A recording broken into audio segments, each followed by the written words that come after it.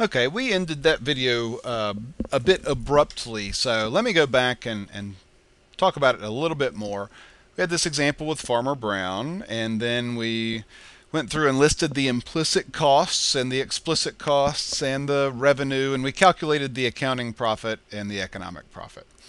And as we were running out of time, we I said that this $23,000 in economic profit means that Farmer Brown, by becoming an entrepreneur, is making 23,000 more dollars than he could make if he were still doing what he was doing before. So this $23,000 is a good thing, and it just says that you're doing $23,000 more than, better than you could do in some other comparative option that you have. And to just compare, um, it's a little more difficult than that because remember we added in this $1,000 difference in depreciation. But really, when you get down to it, Farmer Brown had $73,000 that he made by farming strawberries for himself. But when we compare that to what would he have made in the other option, well, he would have made $40,000 in salary. He would have made $5,000 in interest in the bank. And this other $5,000, remember, is the compensation he demands for the pain and trouble. Think about it as gray hair, worry, stress of being an entrepreneur. So he would have had $50,000 that he earned anyway doing the other thing. And 5,000 of that is an intangible in less stress, but that's fine. We compare the 50,000 he would have made to the 73,000 that he did make, and that tells us that he did $23,000 better. And that's all an economic profit means. If it's positive, it means that you did better than you could in that other option, after all the other costs are taken into account.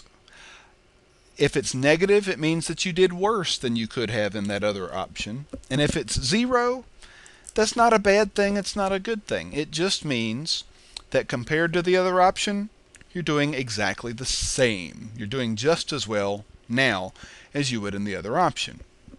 Now let me go through one other part of this story, and this is a a particular example that blew my mind when I first heard it years ago.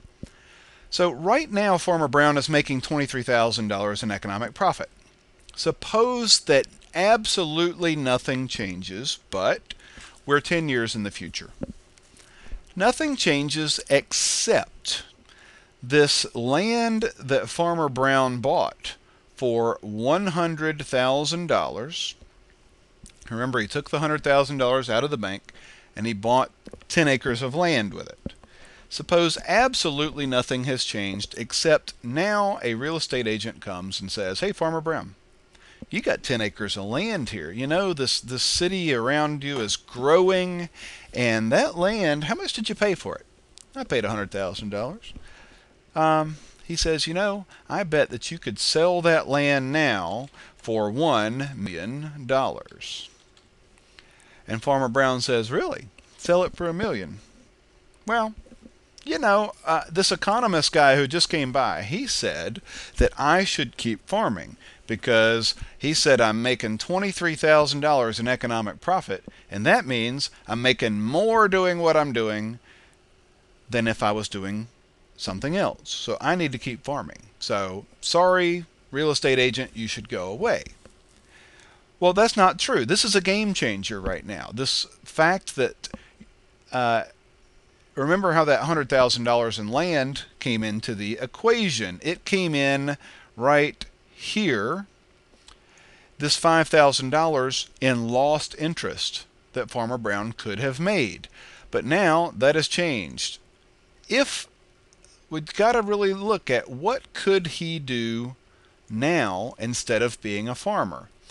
Well, if he sells the land for $1 million and puts it in the bank at 5%, how much money would he make in interest? Well, if we multiply that times 5%, 0.05, now he could make $50,000 in interest. And so if we put this 50,000 in here instead of $5,000, what is his economic profit going to be now? Well, we take the 5,000 out of the equation. We start with 73,000 after correcting for that depreciation. 73 minus 40,000 is 23,000. Sorry, 33,000. And then we subtract off the $5,000 he needs to be compensated for being an entrepreneur. And then we subtract off $50,000 that he could be making in the bank if he sold his land and got $50,000 a year in interest. And now we're going to calculate that his economic profit is equal to negative $22,000. What does that mean? Well, that tells him that look at this money you could be making if you did the other thing. You could go back to working for Farmer Blue and you can earn $40,000 there. You could go and put that money in the bank if you sell your farm and earn $50,000 a year with on interest on the money in the bank. And you could, we subtracted off that $5,000 that you wouldn't have to earn to compensate you for the stress of being an entrepreneur. What's the best choice? Well, this negative 22,000 tells Farmer Brown that now, if he got out of farming and did the other thing, he could be making $90,000 in income, plus avoiding $5,000 of gray hair, worry, stress.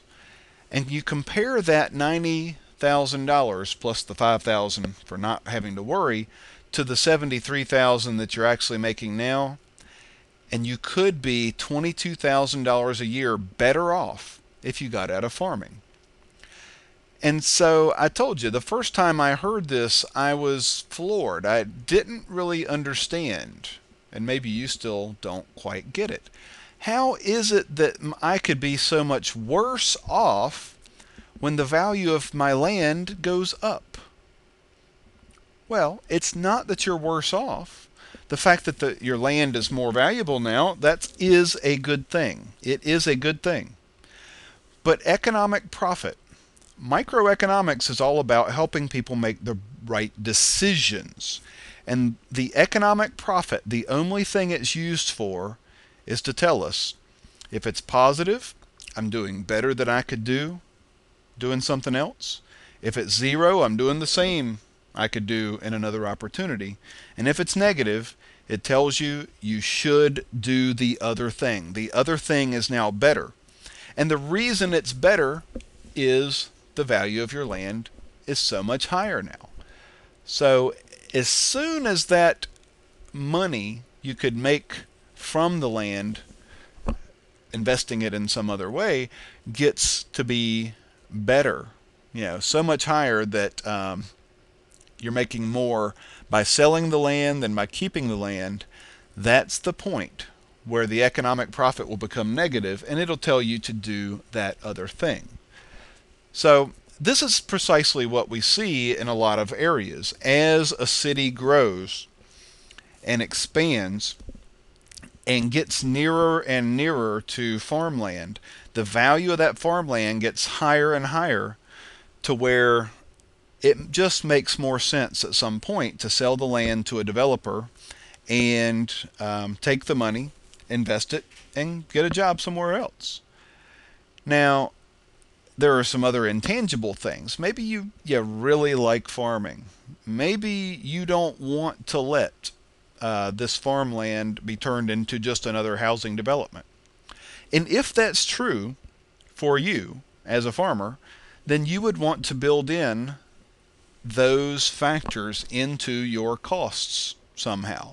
You know, how much you value things should be put into this, and it should affect your decision. So in the next lecture, we're going to go back and look at calculating things in tables. But the thing you need to take from this discussion, you really need to understand what economic profit means, because every time we calculate profit from now on in an economics class, we're going to be talking about economic profit. And so if you're making zero profit, remember that's not bad. It means you're making a profit, but you're making the same amount of money you would be making doing something else.